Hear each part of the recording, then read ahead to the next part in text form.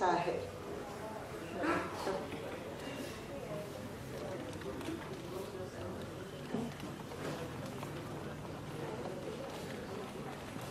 एक दर्द था जो सिगरेट की तरह मैंने चुपचाप पिया। सिर्फ कुछ नज़में हैं जो सिगरेट की राख की तरह मैंने साहिर, आज तुम्हारी बहुत याद आ रही है।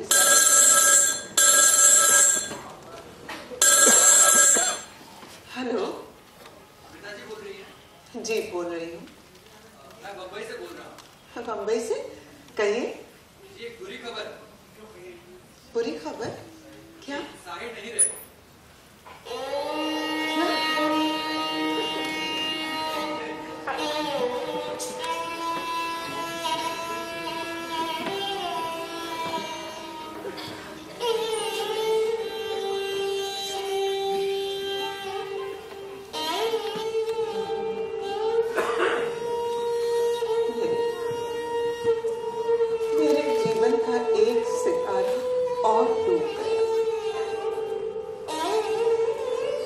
टूटना, बिछड़ना, शायद यही मेरी किस्मत है।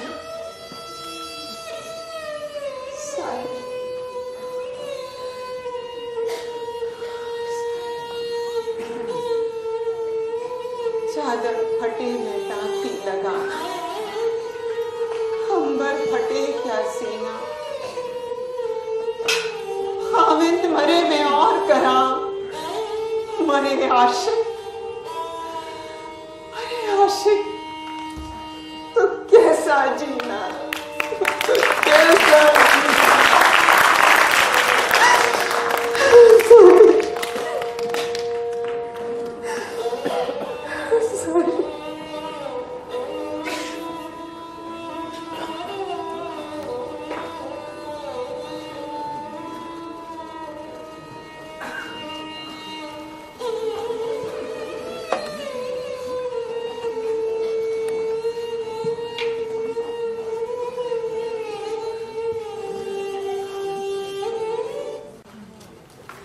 साहिर के इंतकाल के बाद अमृता बुरी तरह से टूट चुकी थी और उनकी सेहत भी खराब रहने लगी। ऐसे में उन्हें एक छतनार वृक्ष की जरूरत थी। इमरोज भी अकेले ही रहती थी। इमरोज से अमृता की ये तन्हाई देखी नहीं गई और वो हमेशा के लिए उनका सहारा बन उनके घर रहने के लिए आ गई। आज मैंने अपने घर का नंबर मिटाया है और गली के माथे पर लगा गली का नंबर हटाया है और सड़क की दिशा का नाम पहुंच दिया है। अगर आपको मुझे जरूर पाना है तो हर देश, हर शहर की हर गली का द्वार खटखटाओ। ये एक शाप है, एक वर है और जहां भी स्वतंत्र रूह की झलक मिले समझना वो मेरा घर है।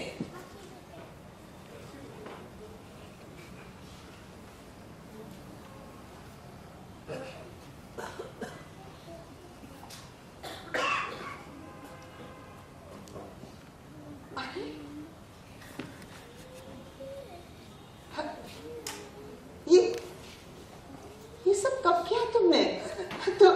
तुमने तो घर का नक्शा ही बदल दिया इमरोज। आप सो रही थी। दरअसल मेरी दुनिया तो इन्हीं चित्रों की दुनिया है।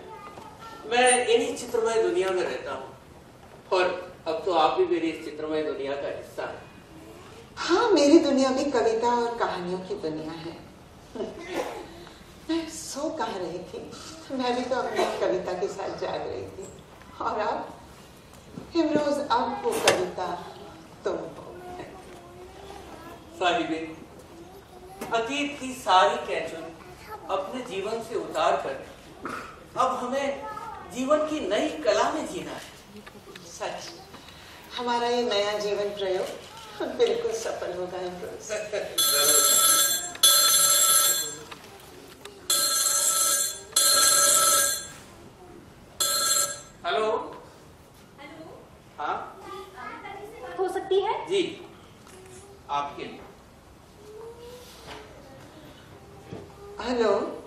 अमृता जी। हाँ जी। मैं उमा त्रिलोक बोल रही हूँ। जी कहिए। मैं आपसे मिलना चाहती हूँ। देखिए मेरी तबीयत आजकल ठीक नहीं रहती। लेकिन मुझे जरूरी काम है। अच्छा ठीक है, जब भी आए फोन करके आए। Okay, thank you. कोई उमा त्रिलोक है? आने दीजिए ना उसे, आपका भी मन बहल जाएगा। इस तरह लोगों से मिलना जुलना रहेगा तो जी बहला रहेगा। अब मेरी लोगों से मिलने जुलने में बिल्कुल रुचि नहीं है रोज। बहुत मिली, बहुत जुड़ी लोगों से। कई लोग मेरे बहुत करीब रहे।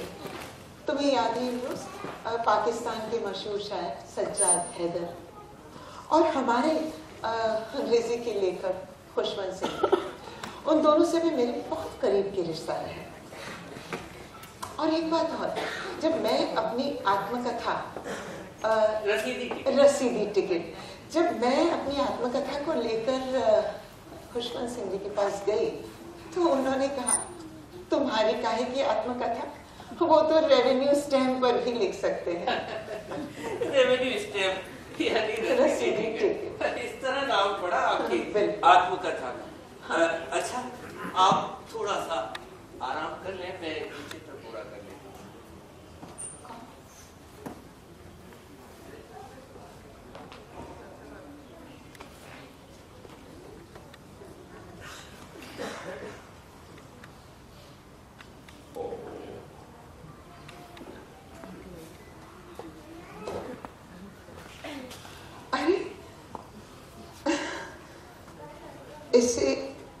इसे मैं किस अर्थ में लूं? ये सोच के अच्छा लगता है कि कोई मुझे इतना चाहता है। इसका जवाब तो मेरे पास भी नहीं। ये सब क्या हुआ, क्यों हुआ, कैसे हुआ? कलाकार चाहे वो कवि हो या चित्रकार, रचनाकाल के समय एक अलग ही दुनिया में रहता है। वो उस लोक में रहता है जिसे वो चाहता है और उसे ही अभिव्यक्त करता है। क्यों समझ लो ये एक अभिव्यक्ति है, एक कलाकार के मौन मन। ठीक है अमरोज, ये बताओ इसमें से तुम्हारी उंगलियां कौन सी है और मेरी कौन सी है? सारी अंगुलियां तुम्हारी और सारी अंगुलियां मेरी। अमरोज,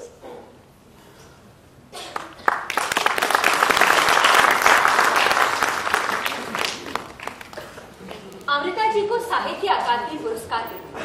साहित्य के क्षेत्र का सर्वोच्च ज्ञानपीठ पुरस्कार, पद्मश्री, पद्म भूषण सहित उनके सम्मानों की सूची बड़ी लंबी है। सम्मान तो मिलते गए, लेकिन समाज में उनकी आलोचना और निंदा भी लगातार होती रही, जिससे भीतर ही भीतर वो टूटने लगी। एक स्थायी दुख उनकी देह की रग रग में और मन की प्रत्येक शिरा में बहने लगा और वो बीमार रहने लगी।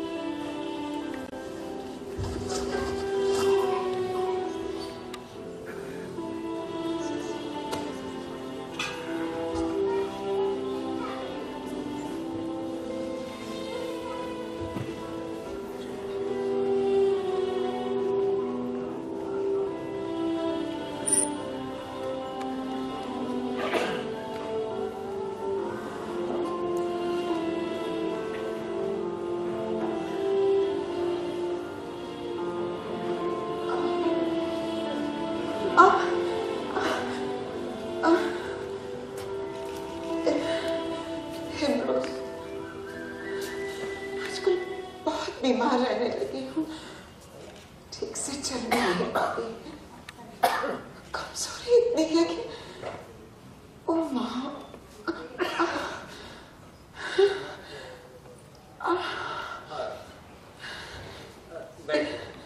हिमरोज देखो,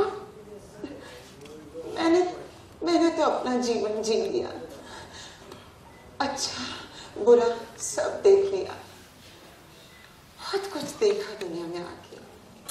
हिमरोज, मुझे अब हर घड़ी तुम्हारी चिंता रहती है। हेलो हेलो हेलो हेलो, हाँ जी जी अमृता जी बोल रही हैं? हाँ जी बोलिए। जी मैं उमा त्रिलोक, क्या मैं अभी आपसे मिलने आ सकती हूँ? उमा त्रिलोक, हाँ आ जाइए, आ थैंक जाइए। यू। आ जाइए। ये आप क्या कह रही हैं? उमा त्रिलोक आ रही। अब वो तो आने दीजिए, पर ये मैं रहूं ना रहूं, आपको कुछ नहीं होना। मैं हूं ना आपके साथ, आपका साया, आपकी जीवन की अंतिम सांस तक का हमसफर। आप भविष्य में ऐसा कभी मत कहिएगा, यकीन रखिए। शायद उमा आ गई। उमा जी आइए। नमस्ते, मैं Uma Trilok. Happy birthday ma'am. तुम्हें मेरा जन्मदिन याद है? जी हाँ। रोज देखो, बैठो। शुक्रिया। उमा, हम पहली बार मिल रहे हैं। जी हाँ। अपने बारे में बताओ। जी, मैं एक साधारण महिला हूँ। हाँ, लिखने पढ़ने का शौक जरूर है, लेकिन आप तो बड़ी साहित्यकार और लेखिका है। हिंदी अंग्रेजी में कुछ कविताएं मैं भी लिख लेती हूँ। अच्छा। आपकी मैंने कविताएं, उपन्यास, कहानियां खूब पढ़ी है। मैं आपकी प्रशंसक हूँ। अच्छा, चलो अच्छा हुआ जानकर। कहाँ की रहने वाली हो? तुम्हारे परिवार वगैरह? जी, बस यही दिल्ली की ही हूँ। मेरे हस्बैंड मल्टीनेशनल कंपनी में एग्जीक्यूटिव है, और हाँ, मेरी एक बेटी भी है जो कि लंदन स्कूल ऑफ इकोनॉमिक्स में पढ़ रही है। बहुत खुशी हुई जान के। आप? ये इमरोज जी हैं। बहुत अच्छे पेंटर भी हैं और बहुत उम्दा नज़्में लिखते हैं। मेरे साथ ही रहते हैं, मेरी सेवा करते हैं, मेरी देखभाल करते हैं। बताओ कैसे आना हुआ? मिलने की प्रबल इच्छा तो रही ही है, और अपने समय की बड़ी साहित्यकार से रूबरू होकर धन्य होना चाहती थी। मैम, ये मेरी नई काव्य कृति जो अभी अभी प्रकाशित हुई है, आपको भेंट करना चाहती हूँ। अच्छा, बधाई हो पहले तो तुम्हें। ख्यालों के साए, बड़ा अच्छा शीर्षक है। अरे इमरोज, देखो उसका कवर पेज भी कितना सुंदर है। खूबसूरत। इसकी एक दो कविताएं सुनी। मैं? और आपके सामने? नहीं, मैं इस कैसेट में अपनी आवाज में कुछ कविताएं रिकॉर्ड करके भी लाई हूँ। अच्छा। लेकिन मैं आज आपसे कुछ सुनना चाहती हूँ। अरे नहीं, मेरी तबीयत अब ठीक नहीं रहती, फिर कभी सुनाओ। कोई बात नहीं। वैसे मैं जानना चाहती हूँ कि किसका इलाज चल रहा है? मेरे डॉक्टर तो यही है, यही मेरा इलाज करवाते हैं। एलोपैथी का इलाज चल रहा है। इनके शरीर में भयंकर दर्द रहता है, पाँव की पीड़ा तो ये बर्दाश्त भी नहीं कर पाती। एक ऑपरेशन भी हो चुका है। अच्छा, मेरे एक होम्योपैथी के परिचित डॉक्टर हैं, अगर आप लोग ठीक समझे तो उनसे बात करें। अरे नहीं, मेरे किसी भी हकीम डॉक्टर के पास जाने की ना तो इच्छा है और न ही हिम्मत है। अच्छा, दो पैसेज मैं स्वयं जानती हूँ, एक रैकी और दूसरी प्राणिक हीलिंग। आपको प्राणिक हीलिंग से राहत मिलेगी। ये ठीक रहेगा। आप कहें तो मैं कोशिश करूँ? जैसा इमरोज कहें। अच्छा ठीक है इमरोज जी, आप ऐसा करें कि एक कटोरे में गर्म पानी ले आए। जी। आप लेट जाइए। अरे अच्छा सुनिए, उसमें थोड़ा सा नमक भी डाल दीजिएगा। आप लेट जाइए आराम से। हाँ, आप मुझ पर विश्वास कीजिए, मैं आपको चोट नहीं पहुंचाऊंगी।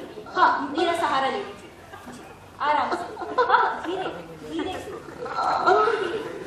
हाँ, good, very good, very good. आप लेट जाइए। आइए।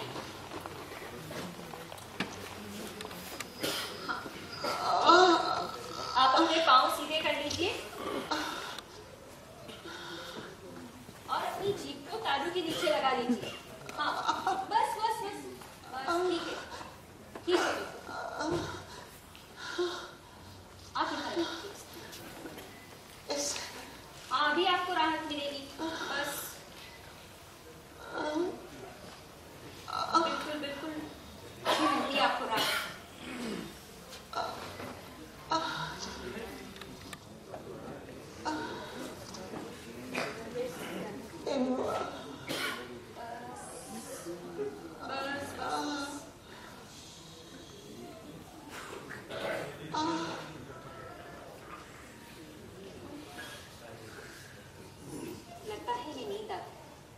कैथी काम कर दिया। आप इन्हें जगाएं नहीं और जब भी मेरी जरूरत हो आप मुझे बुला लीजिए।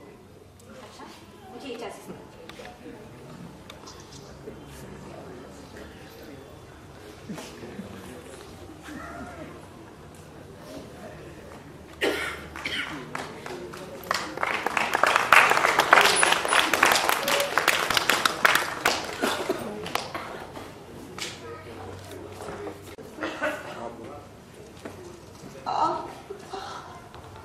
अमृता जी को प्राणिक हीलिंग से राहत मिलती रही। इस बीच उमा त्रिलोक आती रही और उन्हें अपनी पैथी से राहत देती रही।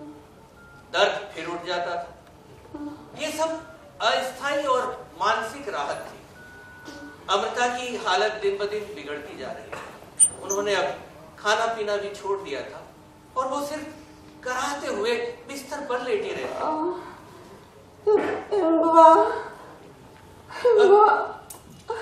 आप घबराइए नहीं, आपने तो खाना पीना छोड़ दिया है।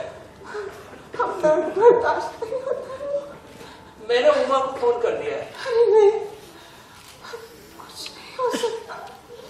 तुम आती हूँ। तुम पागल हो उमा, तुम मुझे कितना चाहते हो।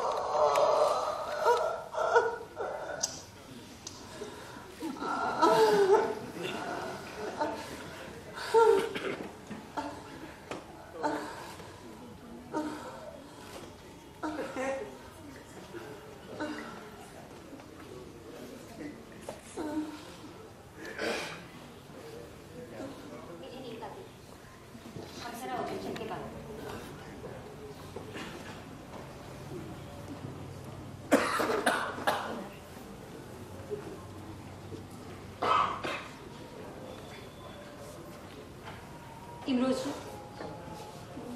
मैं जानती हूं कि आप तकलीफ में, लेकिन मेरे मन में आपके व्यक्तिगत जीवन को लेकर कुछ जिज्ञासाएं हैं। अगर आप बुरा ना माने तो मैं पूछूं? बुरा क्यों मानूं? अगर उनका माकूल जवाब मेरे पास हुआ तो जरूर दूंगा, वरना माफी मांगूंगा। आप 40 साल से अमृता जी के साथ हैं, एक ही घर में, एक ही छत के नीचे। आप दोनों एक दूसरे को जितना जानते हैं उतना और कोई नहीं। क्या आप बताएंगे कि वो कौन सा भाव था जिसने आपको अमृता जी के साथ रहने के लिए प्रेरित किया? आपने बहुत ही पर्सनल और हमारे ताल्लुकात का बुनियादी सवाल पूछ लिया। दरअसल पहली बात तो यह है कि शायद परमात्मा को यही मंजूर रहा हो। दूसरा, मैं एक चित्रकार हूं, अमृता एक लेखिका, एक साहित्यकार। उनकी किताबों के कवर पेज बनाने के सिलसिले में मैं उनके घर आया जाया करता था। वो अकेली थी, नितांत अकेली, बीमार भी रहने लगी। मैंने उनमें इंसानियत देखी, उनके मधुर प्रेममय व्यवहार और बेबाकी को दिल की गहराई से महसूस किया। मैं भी तो अकेला ही था। शायद हम दोनों को एक दूसरे की जरूरत थी। आपको ये तो मालूम था कि अमृता जी के जीवन में साहिर आ गए हैं, पहले प्यार के रूप में। बाद में सज्जाद हैदर के साथ भी उनके मधुर संबंध रहे। इन सभी संबंधों को लेकर आपकी क्या सोच रही? मैं अच्छी तरह जानता था अमृता साहिर को डूबकर प्यार करती है, पर उतनी ही शिद्दत से मैं अमृता को प्यार करता हूँ। इससे ज्यादा और कुछ नहीं। बस अमृता जी साहिर से प्रेरित रही और उन्हें साहित्य अकादमी पुरस्कार उनकी कृति सुनहरे पर मिला। पुस्तक साहिर के लिए लिखी गई थी। ऐसे में उनकी जिंदगी में आपकी क्या जगह रही? उमा जी, साहिर के साथ उनका संबंध मिथ्या और मायावी था, जबकि मेरे साथ सच्चा और हकीकी है। वो उन्हें बेचैन और तन्हा छोड़ गया। अमृता मेरे साथ खुश है और सुकून जिंदगी जी रही है। यह आपने बहुत ही अच्छी और गहरी बात बताई। अमृता जी का मानना है कि प्यार को दो तरह से समझा जा सकता है। एक वो जो आसमान की तरह होता है और दूसरा छत की तरह। इमरोज जी, औरत आसमान की उन्मुक्तता और छत की सुरक्षा दोनों चाहती है। इस बारे में आप क्या सोचते हैं? देखिए, साहिर का प्यार उनके लिए आसमान तो था, लेकिन उनकी पहुंच से दूर, इसलिए उन्होंने छत को चुना। एक बात बताऊं उमा जी। हमारी मुलाकात के शुरुआती दिनों में मैं अमृता को अपने स्कूटर पर बिठाकर रेडियो स्टेशन ले जाया करता था। वो अपनी अंगुली से मेरी पीठ पर हमेशा कुछ ना कुछ लिखा करती थी। एक रोज मैंने गौर किया, पता लगा वो साहिर साहिर लिखती हैं। मनचाही पीठ पर मनचाहा नाम साहिर। मुझे साहिर भी अपना ही नाम लगने लगा। इस तरह उन्होंने छत पर आसमान का ठप्पा लगा दिया। अमृता जी ने आपके प्यार पर ठप्पा तो लगा दिया, लेकिन समाज में आपके संबंधों को लेकर कितनी बदनामी हुई, कितने आरोप लगे। क्या आप इनसे कभी व्यथित नहीं हुए? देखिए, मर्द ने औरत के जिस्म के साथ सिर्फ सोना सीखा, जागना नहीं। मैं अमृता के साथ जागा। संकीर्ण मानसिकता के लोगों को पाया नहीं, इसलिए उन्होंने अपनी भड़ास निकाल ली।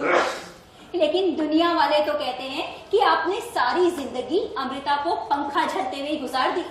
वो तो आपको अमृता कैप्टमैन कह कर भी संबोधित करते हैं। ये सो कॉल्ड कैप्टमैन जानता है, पर ये लोग शायद नहीं जानते कि अमृता को पंखा झलते हुए हवा मुझे भी तो आई है ना। थोड़ा और ज्यादा सवाल, हिमरोज जी, साथ साथ रहते हुए क्या कभी आपके मन में देहगत कामनाएं जागृत नहीं हुई? देखिए, प्रेम संबंधों में जब देह प्रमुख हो, प्रेम का कारण ही देह और देह का आकर्षण हो, तब देह कामनाएं जागृत होना स्वाभाविक है। परंतु हमारे साथ ऐसा नहीं रहा। नैसर्गिक प्रेम होता है आत्मा का आत्मा के साथ। फिर हमारे ऋषि मुनियों ने जिस योग और संयम की बात कही है, वो फिजूल थोड़े ही ना। मैं योगी नहीं, लेकिन मैंने अपने संयम से अपनी देहगत कामनाओं को चित्रकला में समो दिया है। हम एक दूसरे के सहयोग के लिए साथ रहे, सहभोग के लिए नहीं। लेकिन क्या आपको नहीं लगता कि आपने समाज के नियमों को तोड़ा है, दूसरों के लिए गलत मिसाल पेश की है? नहीं, बिल्कुल नहीं, बल्कि इसके इतर तो हमने प्रेम के बंधन